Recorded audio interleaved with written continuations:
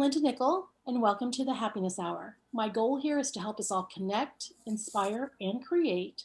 We cover different photography topics, and a guest speaker is here every week to share their expertise with us. A list of upcoming presentations can be found on my website at lindanickell.com. And under Happiness Hour, you'll find our previous sessions linked to our YouTube channel. So please be sure to subscribe, like, and share. Elaine Pruden is here to keep me on track and will spearhead the Happiness Hour community blog project. So say hello, Elaine. Hello, everybody. Hi. Thanks, Elaine. So if you're interested in submitting an article, you'll find more details about it on my website. Our guest tonight is Rob Hoovis, who is joining us from Fort Myers, Florida. Rob is a full-time working photographer and videographer that specializes in all forms of marketing-related video production. In tonight's session, in a flash, lightning photography, and dark sky time lapse, Rob will cover how to shoot it, offer some compositional ideas, and some insights on how he creates dramatic and stunning images using his post-processing workflow. He'll also give us tips on how to set up a time lapse that will elevate your dark sky experience. So welcome to the Happiness Hour, Rob. As you know, I'm a big fan of your photography, and your lightning shots are absolutely phenomenal. I'm not the first to tell you this. Thank you. You're welcome. I'm not the first to tell you this because your work is featured and reposted all over Instagram, and your time lapses are creative and artfully cinematic. And on a personal note, I'm really excited to have you join us tonight. So I'm going to let you get started. So I just barely touched on your bio, but can you tell us a little bit about yourself and your work in case I missed something that you want to share with us? Okay, so my name is Rob Hoovis, and this is the fourth time I've been on Zoom, and two of those times were today. I live in Fort Myers, Florida, and I have a video production and photography company.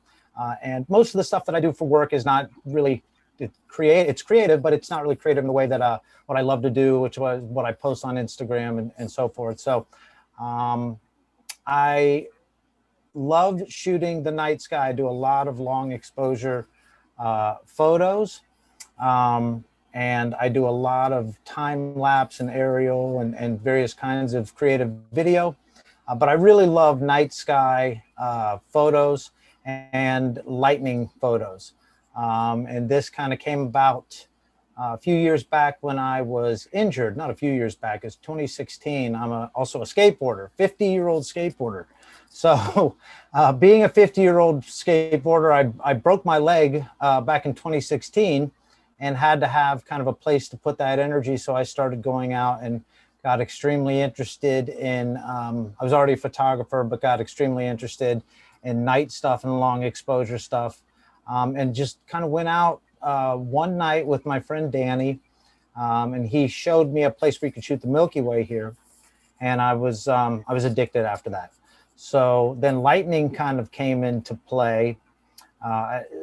I'll go back and say that I actually started all of this to kind of learn how to do time lapses, then the long exposure photos. And then lightning came into play one day. I'd shot it a few times, almost just by kind of being somewhere, and it was going on really far off in the distance. And one day I was at this bridge nearby, and a perfect storm, very, very large, perfect storm formed about, I don't know, 5 miles, 10 miles away. And it was completely safe to us. I suppose it's never completely safe. Lightning can travel pretty far, but it was a safe situation. There was no rain. It was at sunset. It looked amazing. So I started taking pictures of it. And those pictures came out well. And I'm going to show you a couple of those tonight. And after that, I was really hooked on doing it. It was exciting. And I just kind of like the thrill of kind of catching lightning on a photo. So I'm not a storm chaser by any means. I do this really for artistic purposes. I'm not driving up and down Florida's coast or, all over the place chasing storms. That we are kind of lucky enough to live in one of the most, I think it's the most lightning active place in America. So I kind of have it easy. It's right at my backyard every summer, all the time. So that is how I came to do it. And I guess I'm ready to show you some stuff. Is that okay? Is this good, Linda? Like, have I given enough info? That is perfect. Thank you so much. Okay, thank you. And so I'm going to, in a moment here, share my screen and I guess just show some of the photos. So I'm going to kind of go through, here's some of the photos I've shot. I don't know that I'll tell too long of a story about them. Just show you what they are and how lightning photos can look, and then go through how to shoot them and how to edit them, and here we go.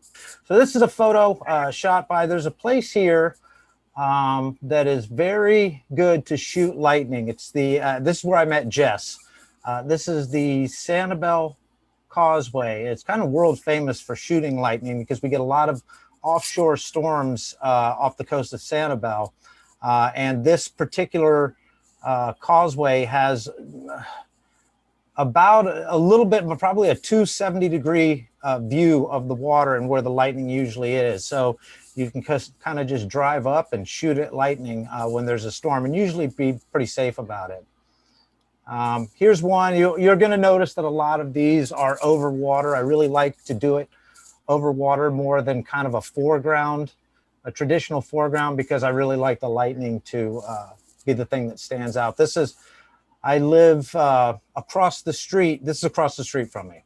So I take one street over and I'm on this front street that looks out at Cape Coral. And it's constantly, again, in the summer between, I would say, April, May, all the way through to September, we're having storms all the time. So this is a lot of times I can just, if it's go someplace like this. Okay. This is one of my favorites. This is from that storm I was talking about, the first one. What's that? I was gonna say, can you hear me? Just a little bit on that last, at the end of that other picture. Do you remember what you said? Oh, yeah. Just that it was across the street from me. Okay. So there are ongoing storms. To go back there, there were ongoing storms there throughout the storm season, and it's a very easy place for me to shoot that I can ride my bike to so long as it's not raining. So I'm going to go to this next one. This is one of the very first ones that I got that I was like, wow, I think I'm hooked. This was that sunset storm. And while these colors are obviously amplified in Lightroom, this is a real photo. So this is the one that I looked at and I didn't know this was possible, but the light pushing all the colors all throughout the clouds, this really made me want to do it. So here again, this is just a street over from me. This is looking over toward, not across the Cape Coral, but to another direction. But again, it's just water. And you can see these sites all summer long and be relatively safe. This is, again, the causeway. You're going to see a lot of these are pretty much going to be in the same locations because I have a folder where I could grab a bunch of stuff from. So this was a very, very long storm. I mean, this went on and on and on. And not just a long, I mean, this lightning strikes were going on once a minute, once every 30 seconds. It was truly a spectacle. Again, the gentleman, Jess, who's here, saw this, was standing right next to me when this happened. This is a couple hundred yards away, and the lightning actually struck the bridge, as you can see there toward the bottom middle. So that was a pretty neat thing to see, and one of the loudest sounds I think I can remember hearing. Here's a shot from a place we were actually going out to shoot the Milky Way. And this is out in Pine Island. And the stars were looking good. The skies were clear. And all of a sudden, the clouds blew up. And we only got like 2 strikes, but this was one of them. And It reflected perfectly. We had some calm water, so I've always liked this one. That's me shooting a time lapse of me shooting a picture, so that just kind of worked out well. Here is another picture from Pine Island. This is another great place to shoot. Very dark place, but also it's packed with storms in the summer and wide open as far as places to shoot. A lot of water, which again, I like to shoot over water. This is at a place called the Midpoint Bridge down the street from me. Again, just the summer storm. There's a little boat there. I thought it might make a good foreground, and those little strikes all happened at once. It's like I'm repeating myself a lot, I think, but this is another right across the street location, another bridge, a different bridge. No, this is the Midpoint Bridge also, actually. And this was just a great strike shooting one night. It was the only shot I got that night, but it was a good one. So let me ask you, Rob. This is toward. Hey, Rob, let me ask you a quick question. Yes. Are these single shots, or are these? Every single one of these are absolute. Okay, I will show you a, what do you call it? I'm losing my, where I used Photoshop to combine 3 different photos. I have no idea why the word is escaping me right now. It's insane. I'm getting old. Composite. But these are all single photos. This is from that summer storm, that first summer storm that I really got into it. Here's another from that same summer storm. It was a really amazing storm. This is here again recently. This is actually taken out of a time lapse frame. This is shot from a time lapse, which is how I shoot most of my lightning photos, which I'll get into a little bit later. But this is at that storm where the bolt hit the bridge. This is again the Midpoint Bridge. This is a little dock that is now gone, has been destroyed. There was a couple of other good photos. There was another one that's going to come up actually. But again, we just really are kind of lucky as far as it's not hard to get opportunities to shoot lightning here. So I always thought this was a neat one. This is one where I just kind of pointed the camera in the right direction, and this happened. Very, very cool. This is again the causeway, looking in another direction at the causeway, over toward the this hotel. This is the Midpoint again with that dock, and just kind of a couple of little artsy strikes over there. Sky was really, really moody. And this is the one that I guess a lot of people kind of ended up knowing me. This is the one where it's actually 4 photos combined into one. And it was the first several shots from this storm early on. So there you go. And that is multiple photos. So stitched together. I don't know. What's the word? You know the word. I was going to say composite, but I thought composite. It's a composite. Okay. Why couldn't I do that? So anyways, I guess I'm going to stop sharing and talk a little bit about shooting them. So just a moment here. So one of the things that you can't get away with, so you're going to have to tell us a little bit about some settings. Get us. No, I'm going to do that for sure. Okay. That's actually kind of a part of it, So when you're shooting lightning, there's a multitude of ways that you can do it. You can do it in bulb mode using a remote control, attached remote control, or if you happen to have a good one that actually doesn't attach, fine, but I like to use them when they're attached because they work better. So you go somewhere in bulb mode and whatever, there is no standard lens. If your storm is far away, you use a longer lens.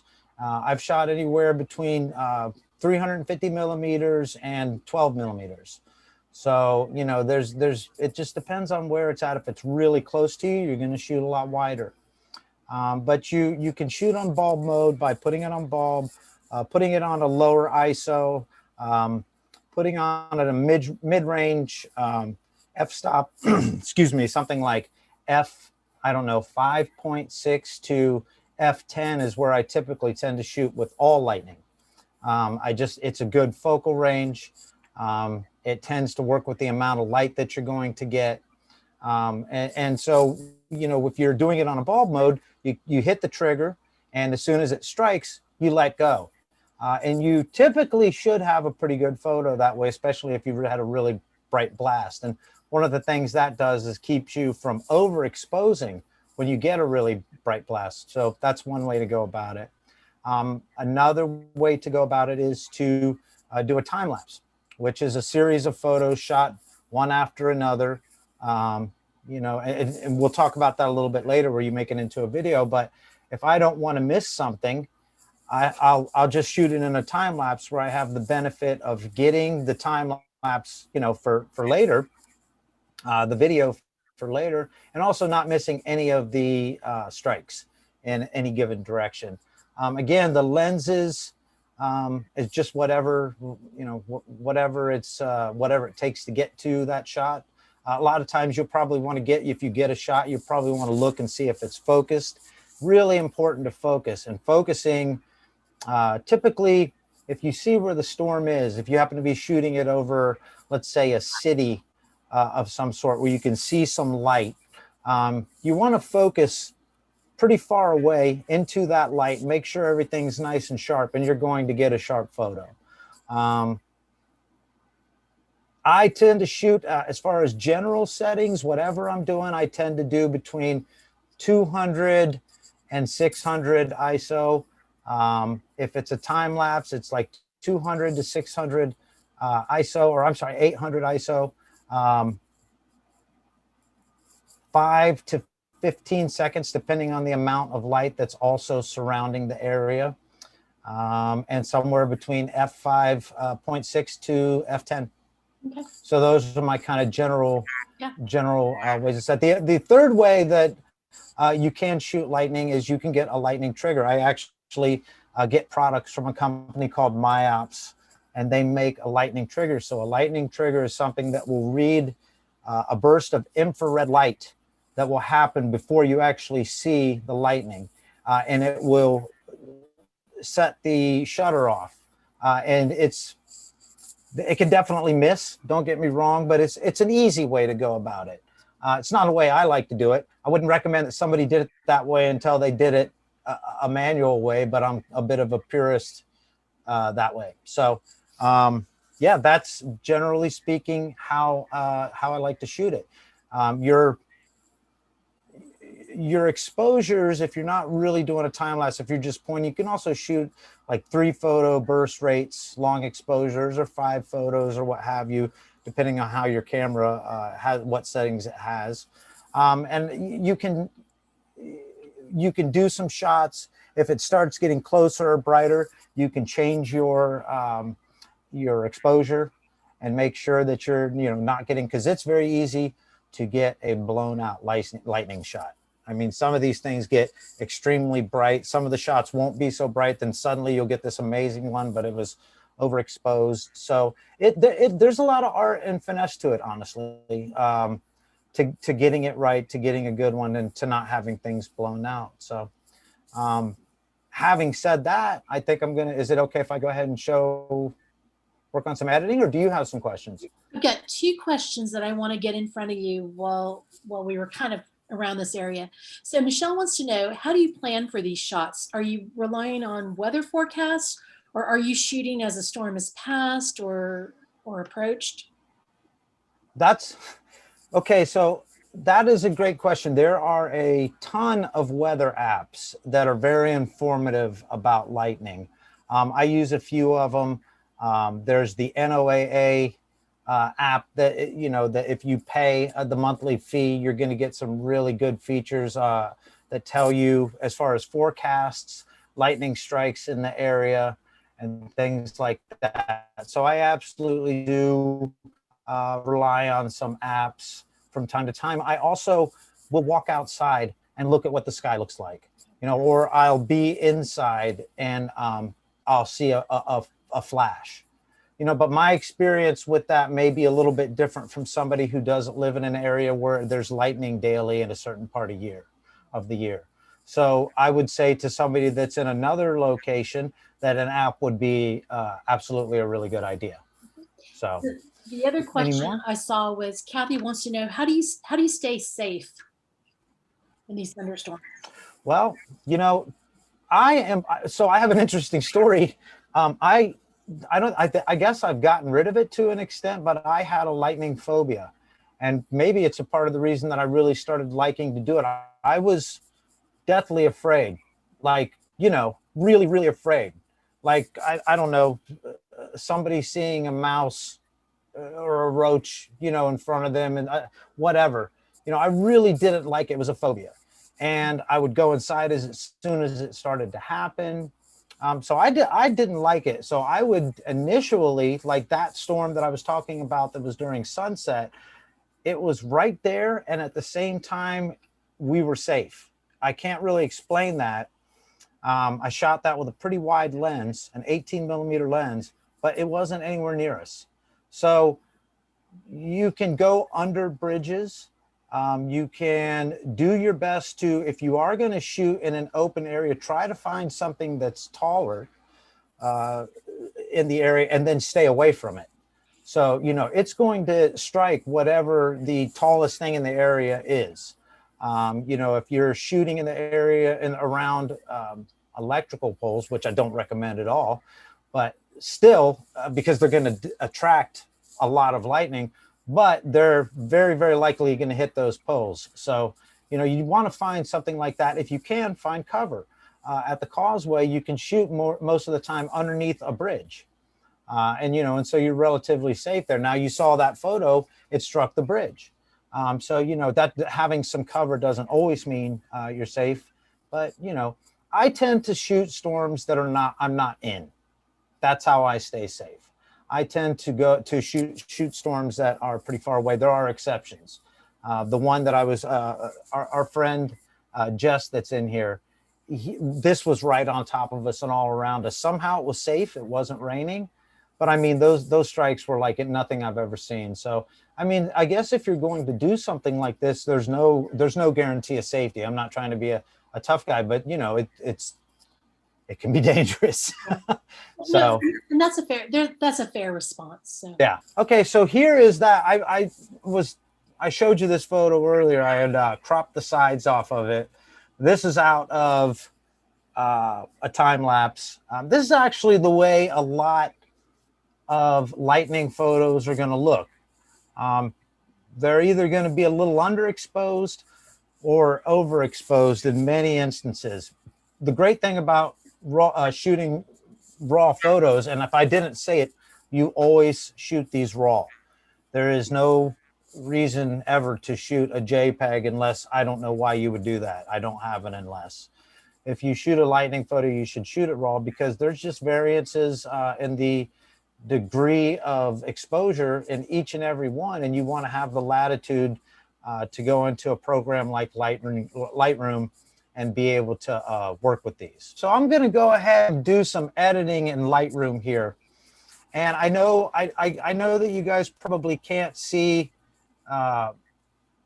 this cursor very well. If you look, I'm going to start up here and kind of take a look at this histogram at the very top. And the histogram tells me that I'm doing pretty good with this photo. It's not too terribly underexposed. It's got some bright spots, but it can be worked with. So then I'm going to come down. For the time being, I'm going to skip the temperatures, the white balance, and the tint, and I'm going to go right to the exposure. And again, because this is pretty close, I'm not going to mess with the exposure or the contrast just yet. And I'm going to pull on this highlight, kind of drag that down. And you can see there what I'm talking about with the latitude in a raw photo.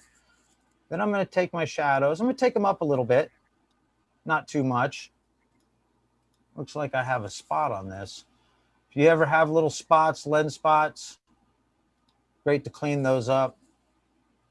So I use the cleaner upper machine to do that. So anyways, you come over to whites, coming down. I kind of edit from the top down doing any kind of photo. So I'm looking at my whites now. I don't see a whole lot of reason to bring the whites up. It's already pretty white, and I'm probably going to look down at my S curve to really, if I want to make some contrast. And so here I'm going to look, I've got texture and clarity. I'm going to add some clarity. Lightning is best viewed very sharp.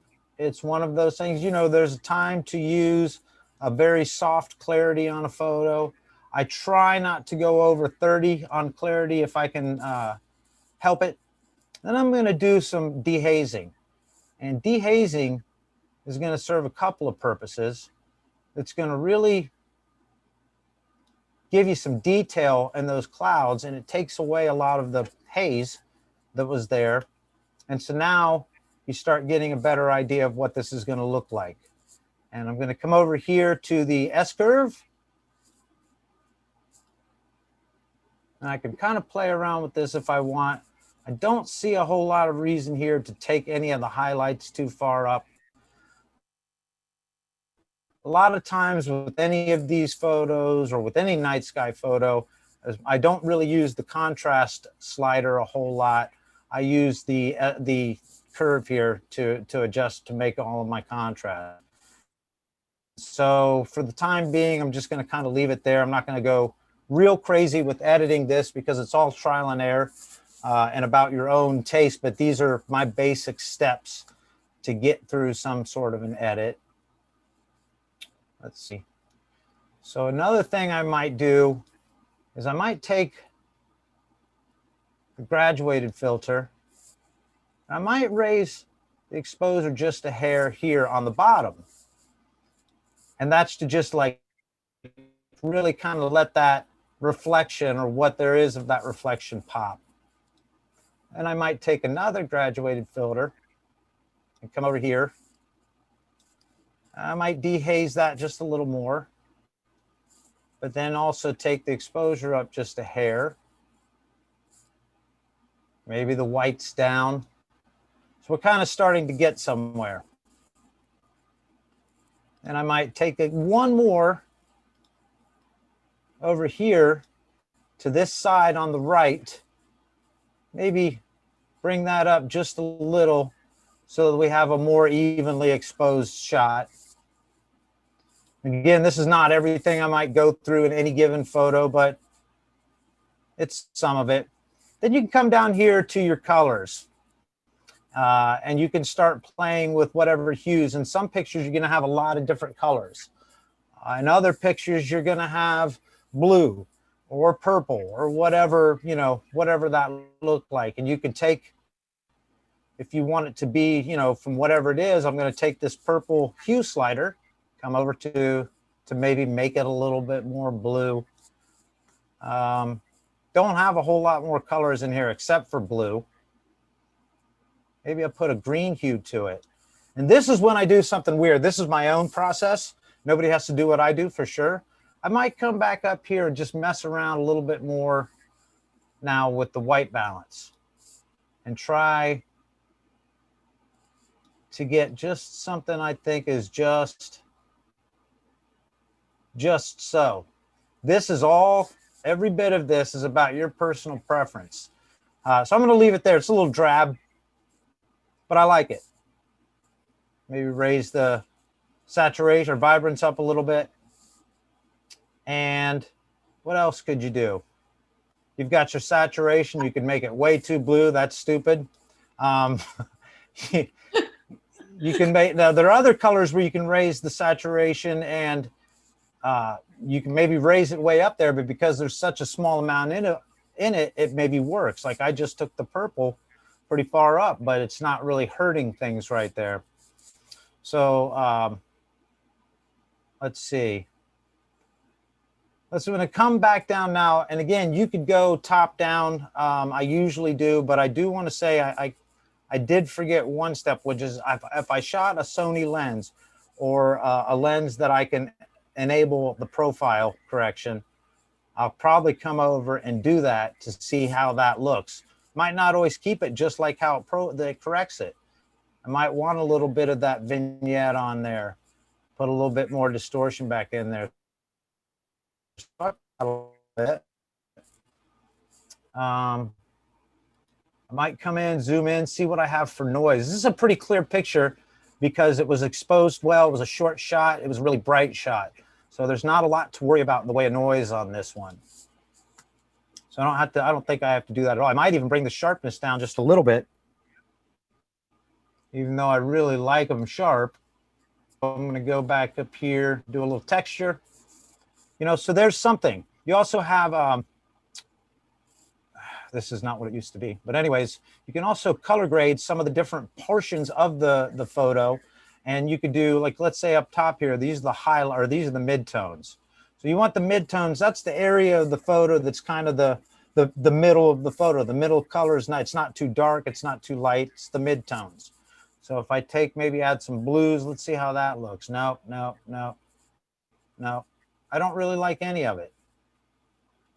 So I'm going to double click in case anybody is not familiar with Lightroom. Anytime you pull something, I'm over on these slide or these color wheels, you pull something over like that and you don't like it, you can just double click that. Let me see. I kind of think I have it where I want it for the time being.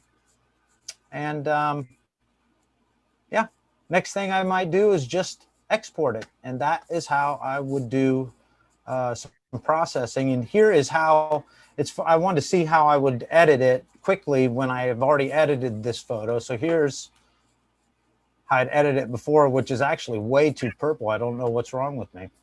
But that is that. And then, you know, I'm sure everybody understands. Maybe everybody understands this process, maybe not. But then I would export. I'll go ahead and go through this to whatever folder up here that I had chosen. Give it a name. This one's going to be this. And I'm not going to do a TIFF. I'm going to do a JPEG. Come through, sharpen for screen. I'm going to have it watermarked, and then I would export it. I'm not going to do that now. So yeah, there you go. And editing a lightning photo. Any questions? I'll move on to the time lapse portion of the program. I don't see any questions, and I want to say thank you for doing that. Like, it's really helpful for me to see, you know, your raw image and how your processing workflow, you know, what it looks like. So thank you for taking the time to do that. So no problem. Thank you. Thanks for having me here. Yeah. By the way, I don't know if I said that in the beginning. But, you know, as far as the workflow, that really is always a personal choice. I don't think anybody should ever watch any video and say, I'm going to do it just like that. You're always going to find your own things. Right. Okay, so I am going to now, I guess, let's talk a little bit about time lapses. Night sky time lapses. Go ahead. Let me interrupt you because a question popped up. Yes. Kathy wants to know, she noticed that there are over 600 shots. How many on average do you take during a storm, which not being a time lapse? Do you have a... Oh, okay. So there's a couple things about those 600 photos. If she's talking about the 600 photos that were in that lightning library gallery, those were two different cameras for one thing. Okay. But you know, I could take, if it was a long storm and I was taking a time lapse, I might take a whole lot more than that. I, on average, take a whole lot more pictures of lightning than I do anything else. For one thing, because most of the time I miss because there's no lightning. And for another thing, if it's a nice long storm, you're going to sit there and once you get one, you're like, oh, wow, I did that. I want another, you know, and especially if you have a subject, a storm to shoot at and shoot at safely and everything, you just want to keep trying, you know? And so like, it's literally an addiction, and you're kind of chasing the dragon of, if you got a good one, it's like, I want to get a better one, you know? And it's really a fun thing to do. So I shoot a lot. I don't know how many exactly, but it's been up to thousands for sure in a single night. So imagine okay. how you go through and sort through those images. What's that? I said, I can't even imagine you going through and sorting to look through all of those images. That's a lot. Well, what you can't see is I shoot everything in any sort of situation. I shoot everything. I put it into a folder, and I have 10 6 terabyte hard drives sitting there right now, and then a whole bunch more that are just kind of done with. So I'm, you know, it costs me a lot of money to do things the way I do it, but I'm not a real organized person. I put everything in a folder. I put it into Lightroom, and Lightroom helps me with that. You know, I can see them as I go through, and then I know, you know, what's what. So that's how I organize them. I don't know that that's the best way to go about that either. It works for you. Thank you. That's all that matters. It does work for me. Yeah. So I'm going to, I guess, talk about the night sky time lapses now. So this is something that I always admired, to see, you know, really it's the Milky Way. Really, it's any stars, I suppose, in the night sky going across your screen the way it does. And this is the reason that I actually started going out for this type of photography. I wanted to do time lapses because I've taken pictures for years. I've taken pictures professionally for years, and had, am I good? My connection says unstable. Had done so for a long time, but I'd never done this.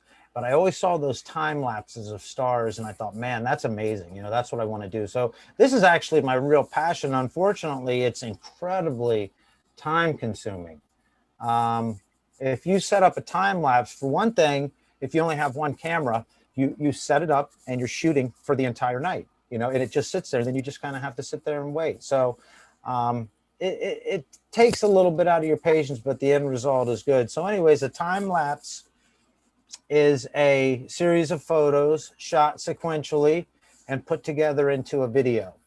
You know, it could be a bunch of clouds, obviously. I think everybody knows the general gist of a time lapse probably, but with the night one, it's a little bit different because they're all long exposures. So these are all, for me, it's typically 15-second photos, and I'll shoot somewhere around 400 to 1,000 of those to get a good time lapse.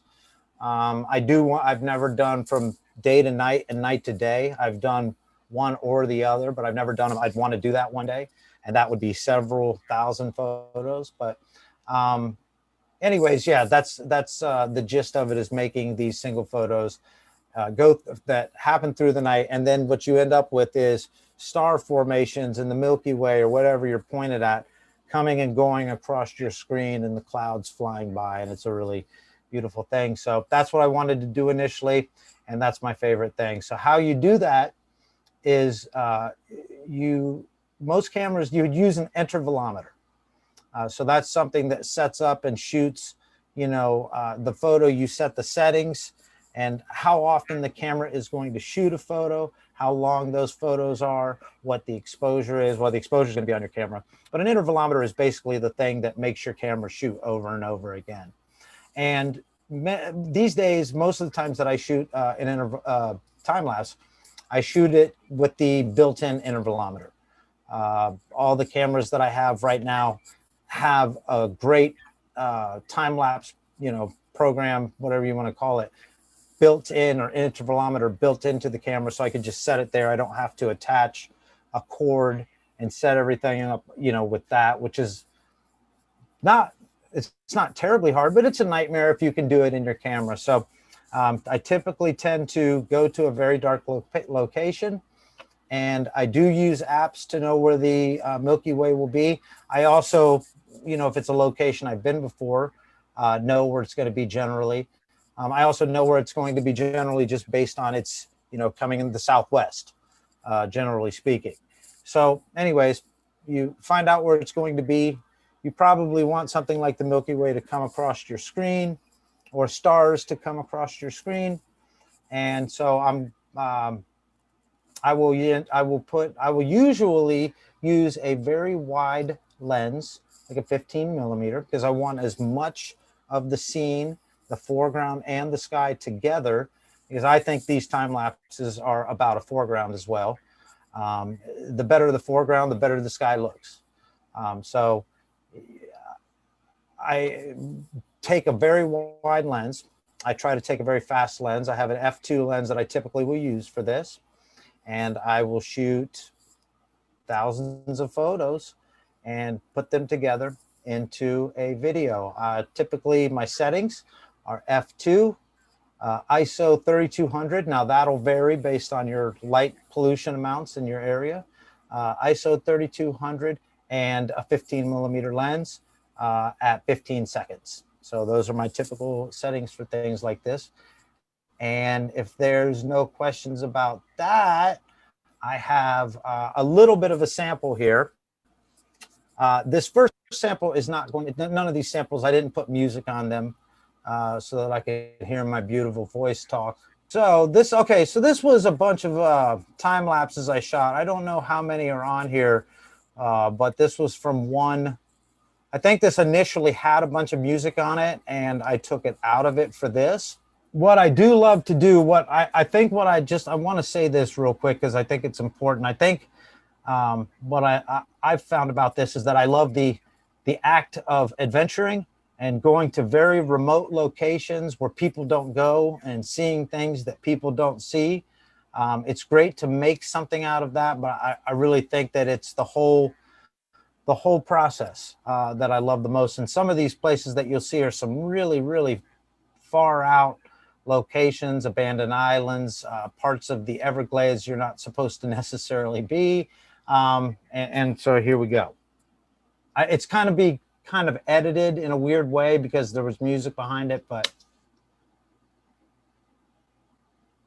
that's the Milky Way rising. That was a big shooting star. There it's rising. That's too much movement, but it was to music. Those are dome homes over there. It's kind of a famous location in Florida. This is Sanibel. So Jess, that's Sanibel. That's the lighthouse. This is Key Acosta Island. Key Acosta. This is one of my favorites. This is down in the Keys. That had a beautiful, I should take this off. This is a beautiful reflection in the pond there. And this was an amazing one. This is a crescent moon coming up that looks like the sun. That is Shark Valley in the Everglades. This is the place that maybe you're not supposed to stay overnight at.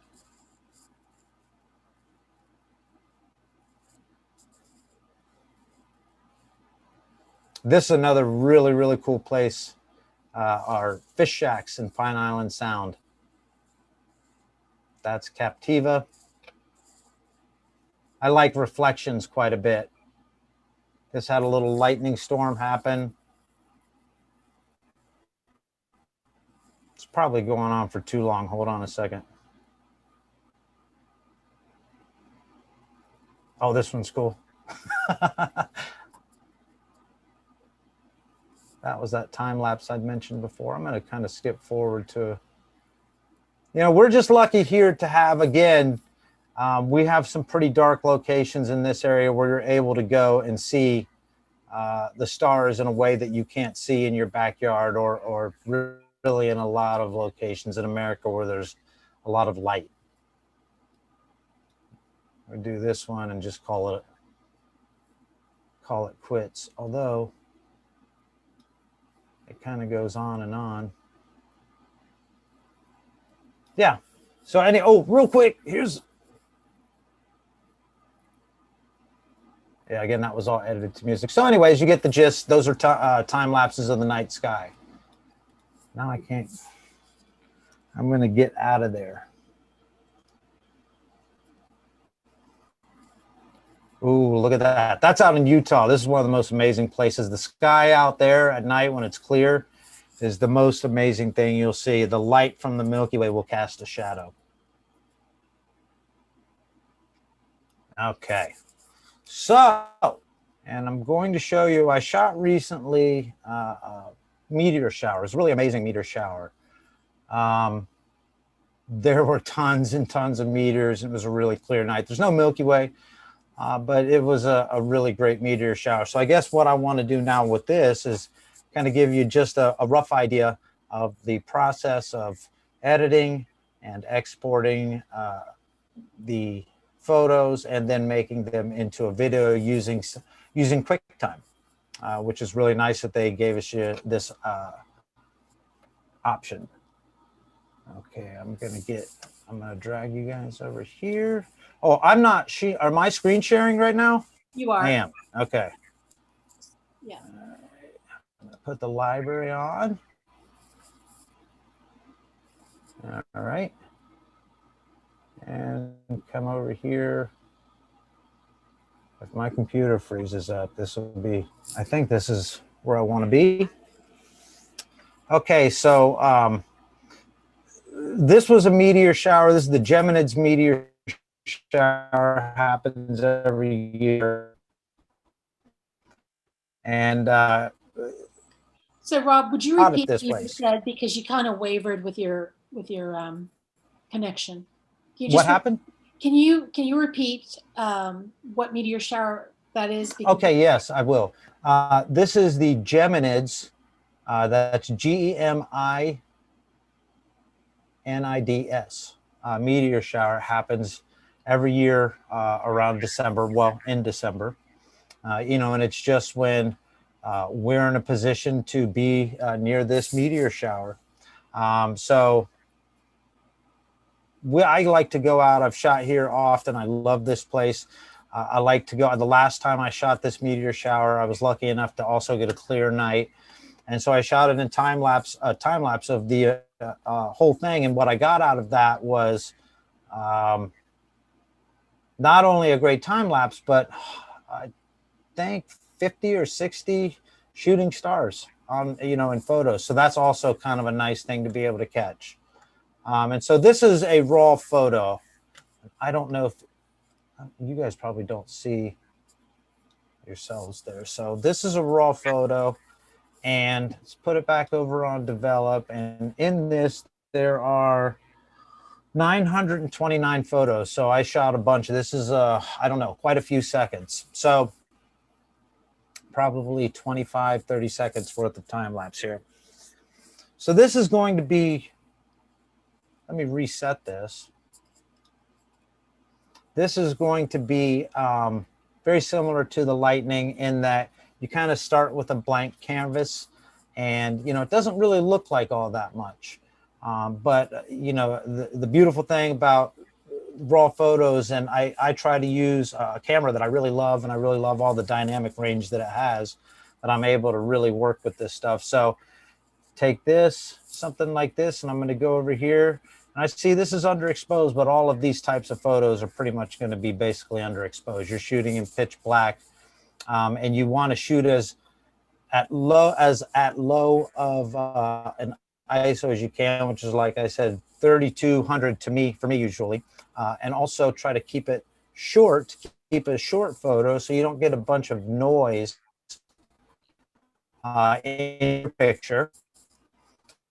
And then we're going to go to editing. So I'm going to go ahead and pull this up a little bit.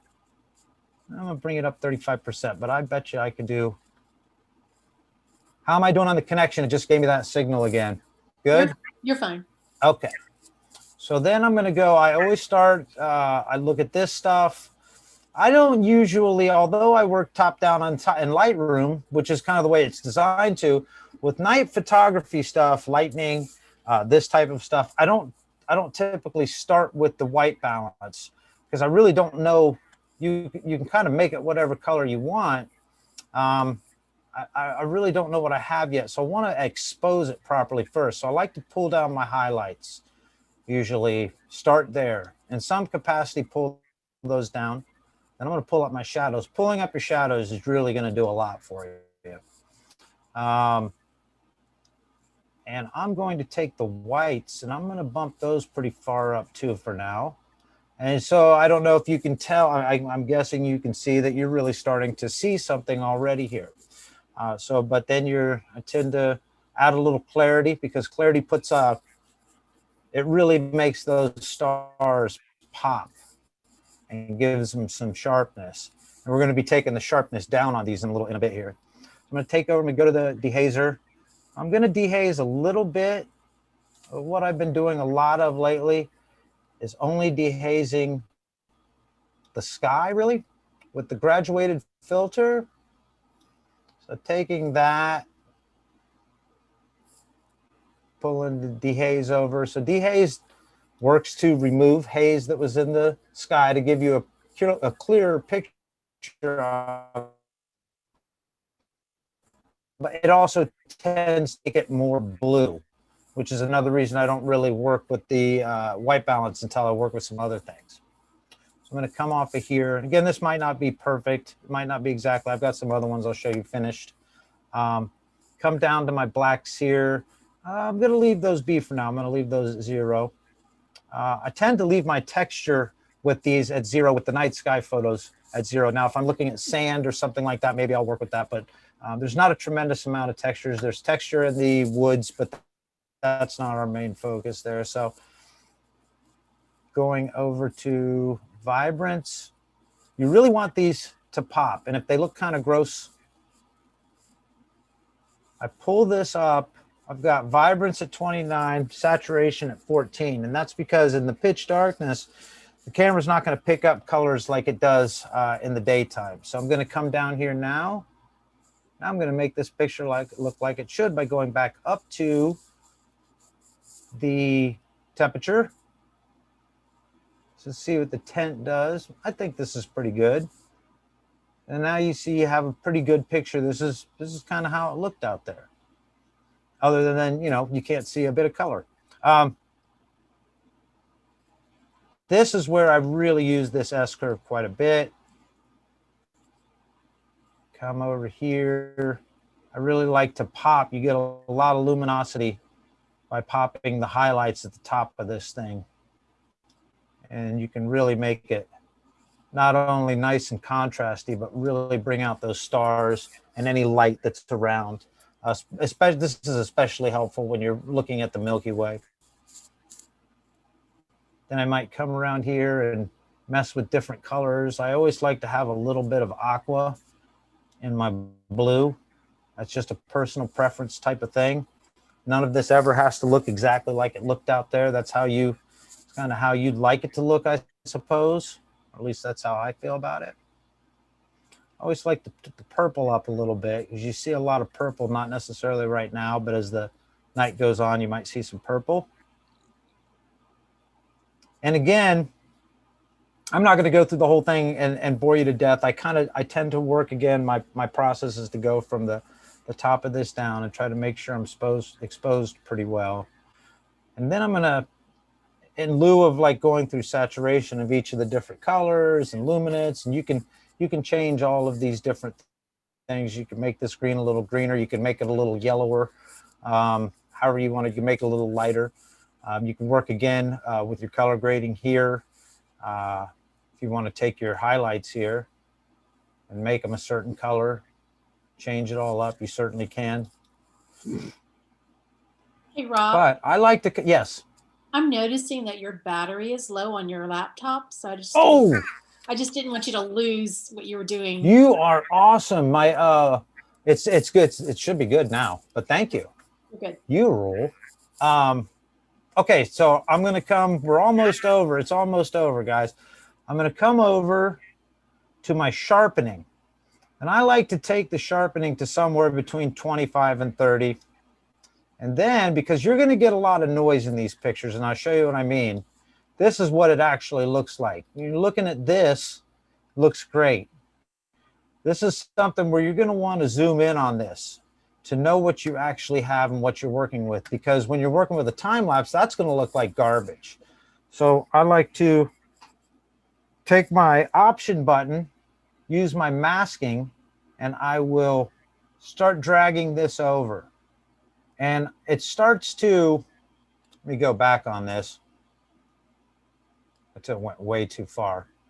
But the white part is what is staying completely in focus, and the darker part, when you'd use that masking, is what's kind of coming a little bit out of focus. So let's see, that looks a little bit better, but we need some noise reduction.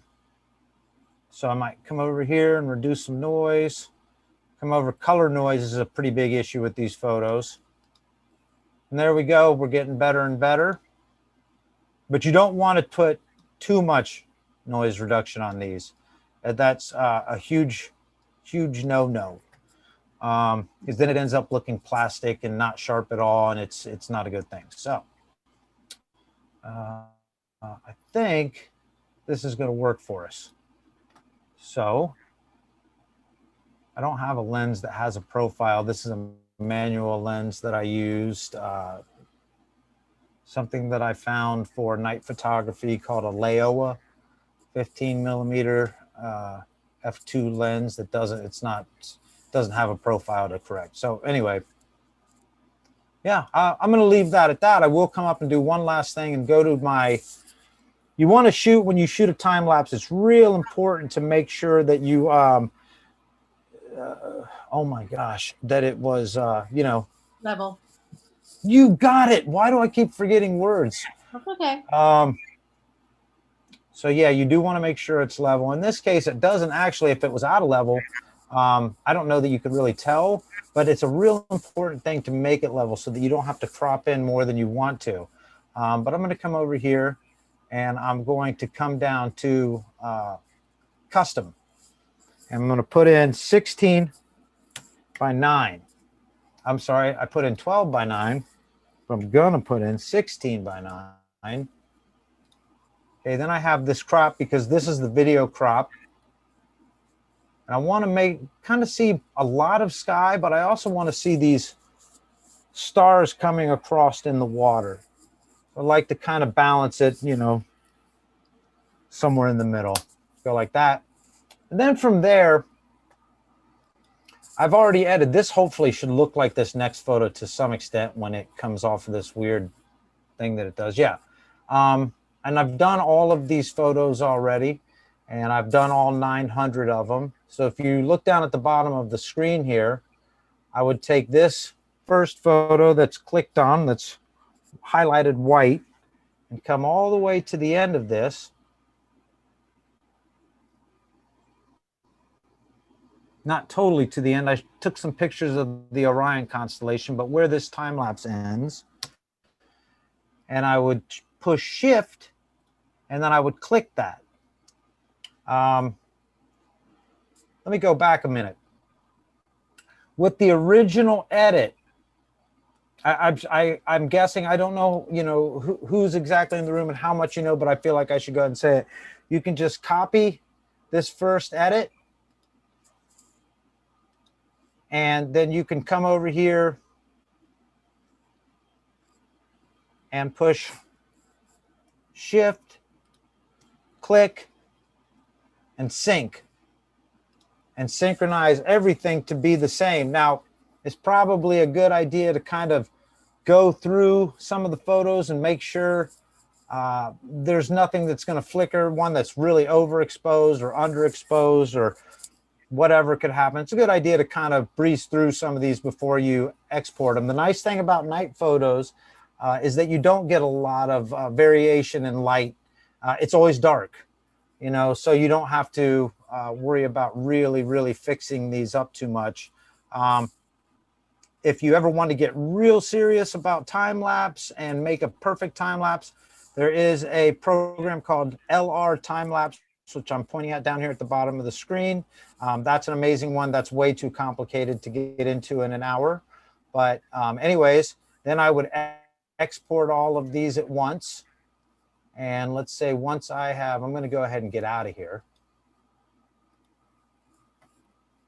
Yes, I want to quit. Skip. And I already exported all of these into this folder. And so what I would do is I would come down, and I assume I don't know that I'm talking to, I already exported all of these into a folder. Here they are, 1, 2, 3, named them all the way down to the end. And I want to make all of those into a video. So what I'm going to do, one of the most basic and easy ways is if you're working with Mac. If you're not working with Mac, this is what I do all the time, and I don't not work with Mac, so I don't know what else you would do necessarily, but I would open QuickTime and open image sequence, and I would start at number 1, and then maybe I would go down to, I probably wouldn't go past 400. For whatever reason, when you put too many photos in a sequence, it would tend to,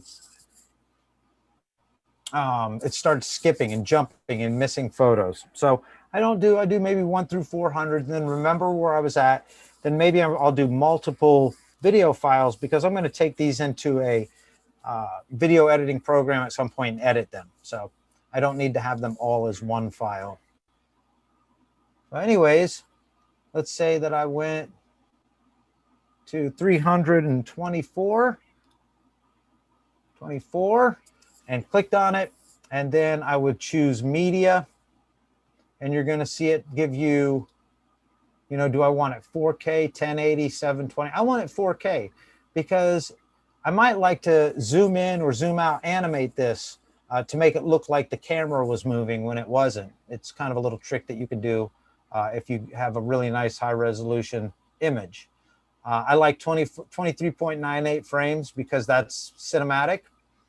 And I typically will do ProRes, but H.264 is great too. Then I would click OK. I'm not going to do that right now because I made a little bit of a sample earlier, just to kind of be prepared and not waste everyone's time. So I'm going to cancel this, and I'm going to show you that sample very quickly. It's not great. You're not going to see a whole lot of the shooting stars in here. This is a very small portion. Hey, Rob, can you take that to full screen? Yep, I'm going to right now. Thank you. And then, oh, I don't know why it just went all the way across like that. I'm actually going to, I know that these tend to lag. So I'm actually going to do something where hold on one second if you would. Is that lagging too poorly? That's really pretty smooth. Surprisingly, yeah. Okay, so, you know, and what you get is, you know, this bar is in the way a little bit, but you get that reflection of these stars in that water, and it's a really beautiful thing. And then some of the shooting stars that happen so quickly, you're not necessarily going to see them in that short portion of the time lapse, or really in any of them. You kind of have to stop that. But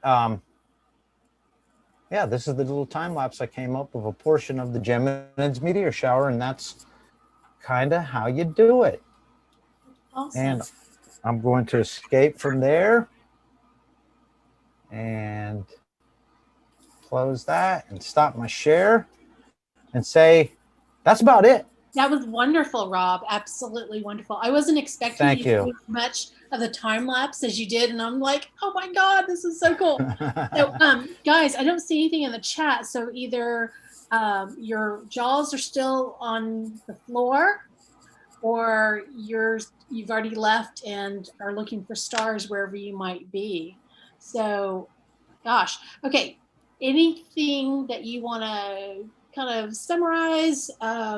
Rob's number one tip that we should not forget when we're out. Do you want to give us some closing words? Oh, I'm reading these compliments. Just a moment.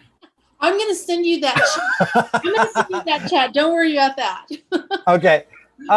Okay. So I'm just joking. I actually have zero confidence in myself. So what is it that you asked me again? Sure. Are there any wise words that you would like to leave with us? Like when you're shooting lightning or you're shooting time lapse, don't forget to delete. Oh, I mean, as far as starting to do it, don't forget to not give a shit if you mess up.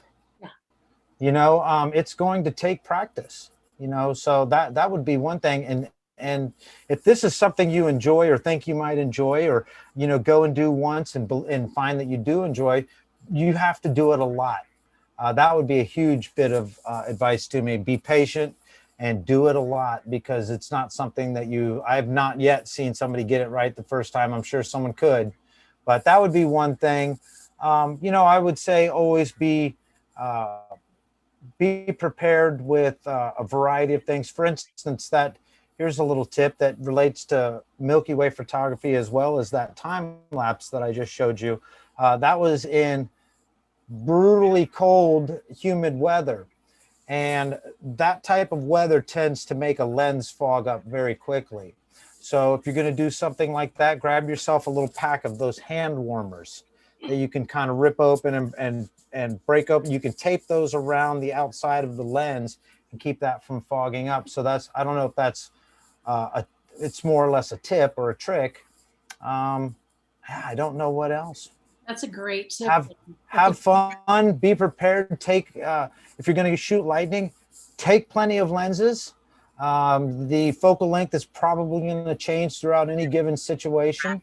Be patient when a storm's happening. Here's a good one on lightning. If you're shooting in a direction and something happens over here, don't point over there, because the minute you point over there, it's going to happen where you're pointed. Be patient. So I think that would be a good one as far as the lightning is concerned. That sounds great. Rob, you know, thank you for doing this. And, you know, when I wanted to ask you to do one of these sessions, and I thought, there's no way he's going to do this, but I'm going to ask him anyway. And when you said yes, I mean, I did a little happy dance. I will admit, I was super excited that you agreed to do this. And I know it takes a lot of time to put something like this together. And I truly appreciate you doing that for this group.